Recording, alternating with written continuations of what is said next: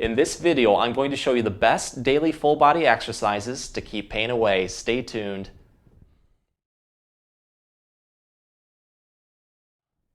Hey everyone, Dr. Rowe coming to you from SpineCare in St. Joseph, Michigan. In this video, I'm going to share with you some great full body mobility exercises that may not only give quick body and back pain relief, but may help lessen future instances of it.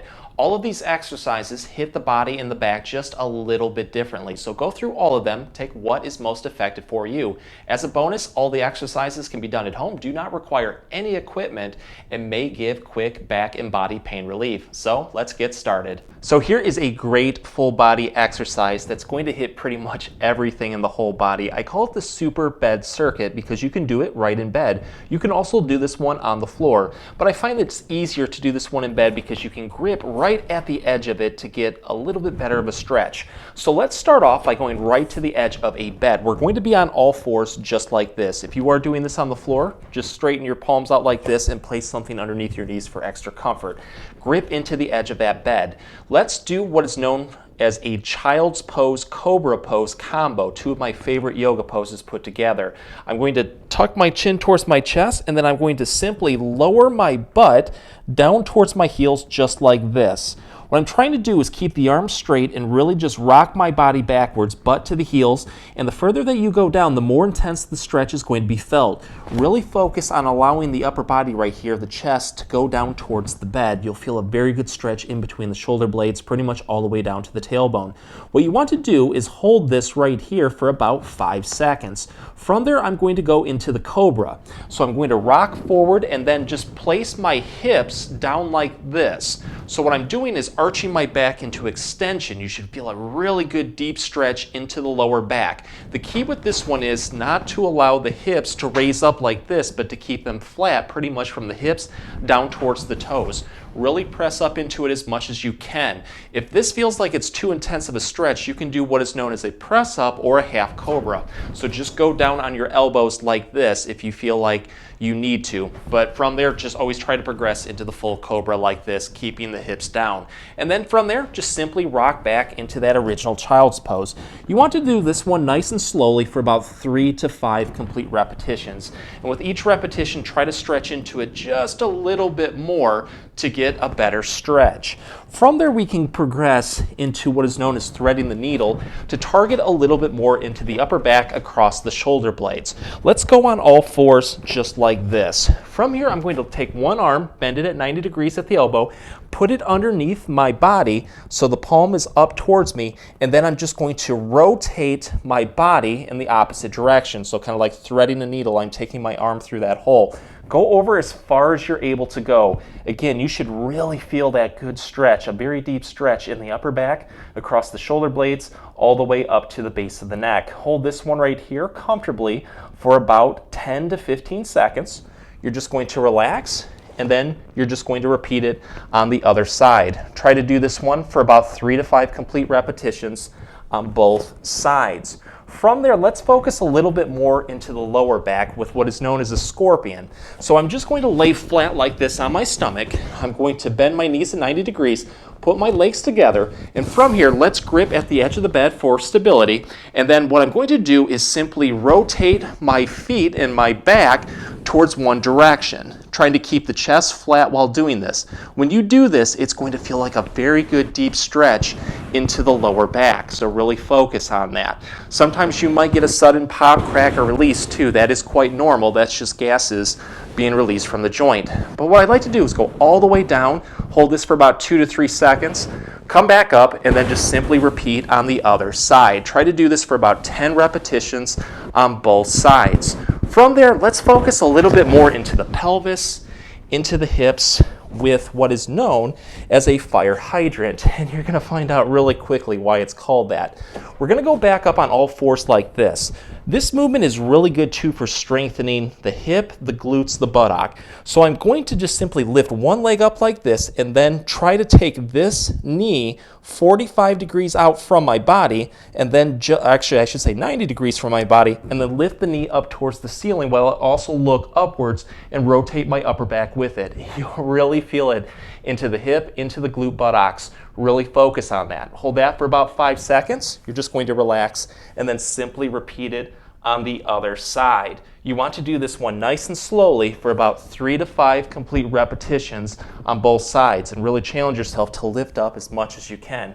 But this is just a wonderful way to target so many muscles with dynamic movements, and you can do this one first thing in the morning or before you go to bed at night, just to get everything loosened up and hopefully release the tension that you accumulated throughout the day. So here is a great full body stretching exercise that I like to call the super wall circuit. We just need to go next to a door or a wall. My knees are going to be bent at 90 degrees. They're going to be kind of scissored like this. The one that's touching the floor, make sure to put a pillow or towel underneath it for extra comfort. We want to position our body completely flush against that wall. So the side that is closest to the wall, from the knee to the hip to the shoulder, flush against it. Let's straighten that side's arm out at the elbow like this. The back side of the hand is then going to go flush against the wall. Let's have very good upright posture to start with. From here, what I'm going to do is a hip flexor lunge. That is taking my whole body and lunging forward just like this, going forward. The more that you go forward, the more that you're going to feel it into the legs, into those hip flexors, pretty much around the groin, the front part of the leg. Really focus on that. What I'm going to do next is hold this position, straighten the other arm out like this, overlap the hands to the point where they're pretty much going to be able to clap, and then slowly rotate my whole back away from the wall. So I'm looking with my head, upper body, and my lower back, rotating it like this all the way towards the other side. When you do this, try to aim to touch the wall with the back side of your hand while keeping this side of the body flush against the wall. If you're not able to go all the way, like maybe this is as far as you can go, just go as far as you can comfortably. Hold this right here for about 5 seconds. You're just going to relax, come back, and then do this for about 10 complete times. Again, it should take you about 5 seconds. What you want to do is with each repetition, try to stretch into it just a little bit more. Try to always focus on challenging yourself and getting more flexibility.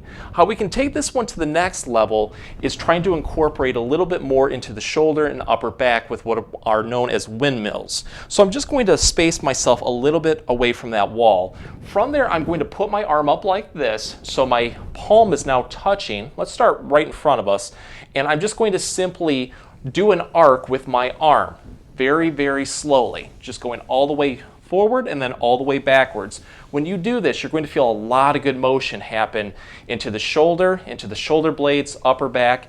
It just feels really, really good. Again, it should take you about 5 seconds to go all the way in one direction and then all the way in towards the other. You want to do this one nice and slowly for about 10 complete repetitions. And when you're done on one side, always switch to the other to keep them both in balance. So this exercise might end up becoming your new favorite exercise. I find that one of the best ways to get a full body stretch is to let gravity do all of the hard work. And that's what we're going to do with this decompression or pulling traction exercise.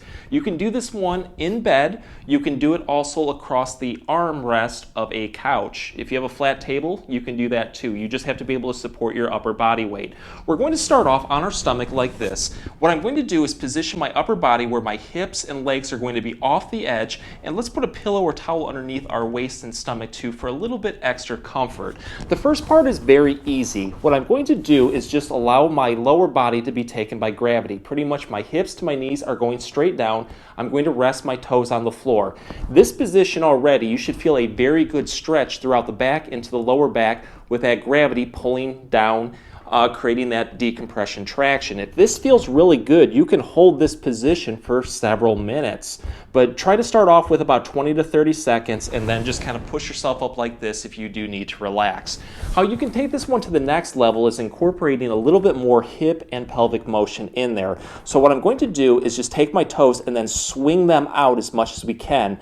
The more that you do this, the more that you're going to feel a lot fire into the legs, into the glute buttocks, hips, and pelvis. So really try to take the legs out as much as you can. Once you feel a very comfortable stretch, let's hold this right here for about 20 seconds. I pretty much feel it from the upper back all the way down into the lower back and now into a lot into the hips. It feels like a very deep stretch. When you need a breather, just bring the feet back like this. Try to do that for about 3 to 5 repetitions and stretch more into it each time. Let's focus a little bit more on trying to decompress the back to take pressure off the muscles and the joints. So let's get back to the point where our toes are together like this. let gravity take the weight down. Take our arms like this and then put them forward in front of you. Grip into that surface. Let's do a slight chin tuck also, and then crawl forward with your fingers.